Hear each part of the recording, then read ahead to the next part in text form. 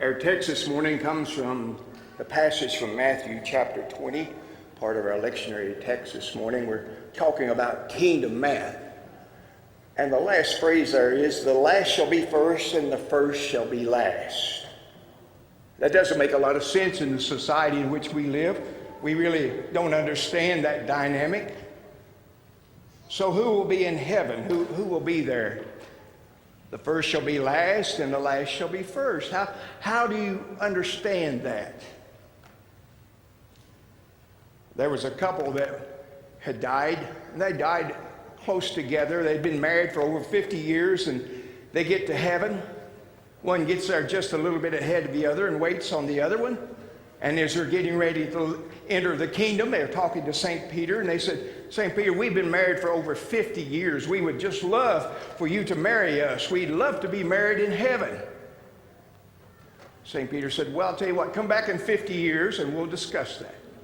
So after 50 years, they came back, and St. Peter, they said, we're back. We would love for you to marry us. Remember? Oh, yes, I remember, but let's give it another 50 years and still see if you really want to do that.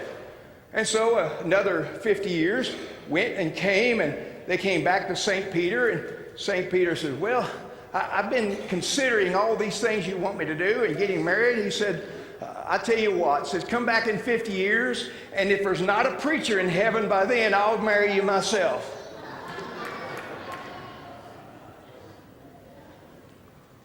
The first shall be last, and the last shall be first.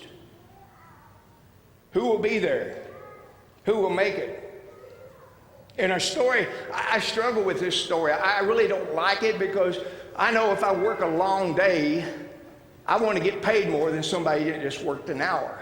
And what ends up happening in this story, this kingdom story, he goes out and hires some people and says, I'll hire you for a denarius, which was a day's work, was a common fee back those days. And he said, I want to work you for a day, and they agreed, so they went out early in the morning and began to work. And then it tells us he goes out a bit later, then he goes out at noon, then afternoon he goes out again, and then he actually goes out in the evening, and everybody goes and works, and then when the day is done, they're getting ready to be paid, and he pays those that work the least first and paid them a denarius.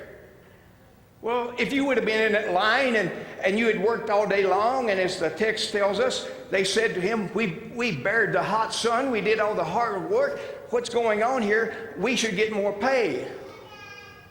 And Jesus reminds them, did you not agree to work for a denarius? Did you not agree to work for a day's work? They said, yes, we did. He says, well, then don't I have the right to do what I want to do with my money? Gosh, would that work in Washington? Would that work in Frankfurt? You see, implied there that I can do what I want to with my money, but I want to tell you, it kind of bothers me. I can remember one of my first jobs was hauling hay, and there was about 4 of us that were working, and the guy that hired us, he didn't tell me what he was going to pay me, and so the other guys began to talk, and they were telling me how much they were going to make. And so when it came time to get paid, he came to my house and says, what do you owe me? You see, I knew I was the one that worked just as hard as any other. Matter of fact, his nephew did very little. He drove the tractor and told us what to do, but did very little. And the nephew was saying that we were going to get paid $5 a day. $5 whole. So I said, well, I would like $5. He said, $5? I don't know if you're worth that, but I guess I'll give you $5. That kind of bothered me because I knew I'd worked just as hard, if not harder, than some of the others. You see, I believe that your work says a lot about your relationship with Jesus Christ, and you give your effort and your time to your work because God has blessed you with that. Even the work that you do that you may seem menial, not amount to anything, even for the work that you really don't want to do, you work. So what is the theme throughout our text this morning? I think it's talking about grace. Now, who's going to be in heaven? If you get into heaven and begin to look around, the old saying is, you'll be so much surprised about some of the people aren't there, and you'll be more surprised about some of them made it in. You'll be very surprised. I know you would be very surprised if you got to heaven and Billy Graham wasn't there, but the drug dealer down the street made it in. Those kind of things. You see, in our mind, we try to understand justice. We try to understand what's right and what's wrong. We try to dictate that in our lives. We try to think about how things ought to be and what they should be. But it's about grace. What is grace? What is grace? Well, we know that grace received is not deserved. You see, we don't deserve God's grace. None of us do. And that's what the story tells us. It's up to God to make the decisions about grace. He's the one that knows what difficulty and things we go through. Grace is about mercy. It's not about what's fair. Grace is for the last, and it's also for the first. That's what grace is. That's what it's all about. Mr. LaGuardia was the mayor of New York City from the worst times of the Great Depression through all of World War II. He was called the Little Flower because he was only about 5'4", but he always wore a coronation on his lapel. He loved to be seen. He would ride the fire trucks. He would even go help when they went to clean out some kind of dive, or when they went to arrest some people, when they went into a borough and decided they would do a sweep and get the people in that didn't deserve to be there, that were abusing people and doing things wrong. But I want to particularly look at one thing in particular. Matter of fact, it's said, though, that when he would often read the Sunday funnies to the kids on the radio. But on a cold night in January of 1935, the mayor turned up at night court and served as a judge. And so within a few minutes, a tattered woman came in, and her charge was that she had stolen a loaf of bread. She had stolen a loaf of bread. She told Mr. LaGuardia, the mayor, who said that the daughter's husband had deserted her, and the daughter was sick, and she was trying to feed all of them and the grandchildren, and they were just starving, and she went into this store and got a loaf of bread. She said, "Your Honor, it's bad. It's bad. There's not much we can do. We're just trying to make ends meet." The storekeeper said, "That's all well and good, Mayor, but this woman deserves to be punished. And I think you should punish her."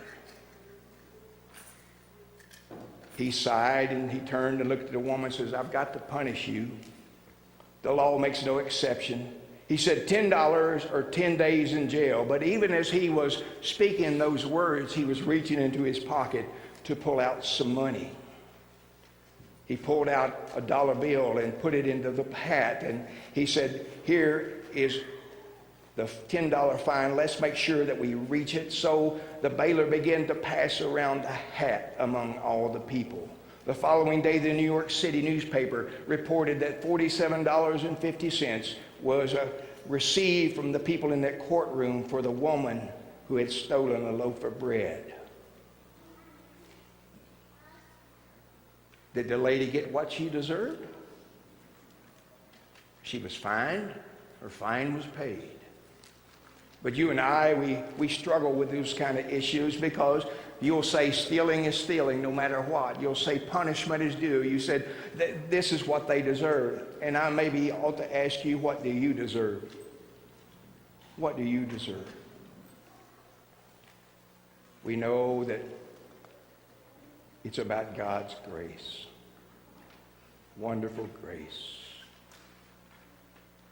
We don't understand the fairness of this world, but we do understand that God is loving towards us. It's about grace.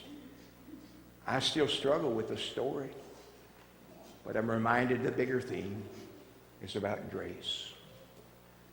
God's grace. Grace, grace, God's grace, grace that will pardon and cleanse within.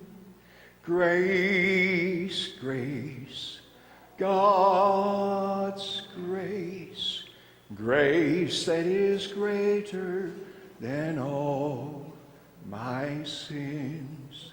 Would you sing with me? Grace, grace, God's grace, grace that will pardon and cleanse within. Grace, grace, God's grace, grace that is greater than all our sins. In that, I know that the first shall be last, and the last shall be first, because I realize the grace that God has given in my life. And I see the grace that God's given in your lives, and know that's what it's about. We're going to close with Blessed Be the Tie That Binds. If you all would come up and help, and if you have a need that you would like for us to pray about, we'd be glad to do that. If you need to experience God's grace by coming up and praying about anything at all in your life, feel free to do that. It's about God's grace that we all have. The first shall be last, and the last shall be first.